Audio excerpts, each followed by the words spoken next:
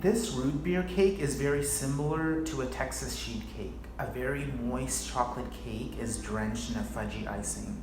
In this case, both the icing and cake have root beer.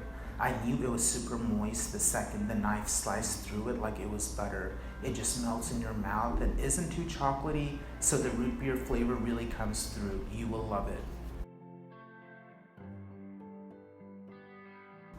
First, combine your dry ingredients: 135 grams of all-purpose flour, a half cup of white sugar, and a quarter cup dark brown sugar.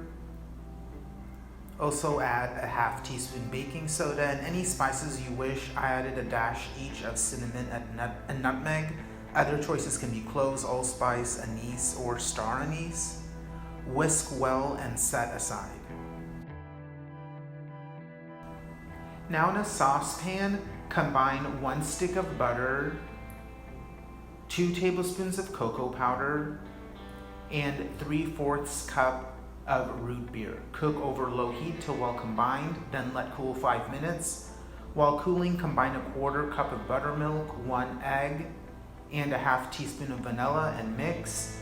Add the cocoa mixture to the dry ingredients. Whisk well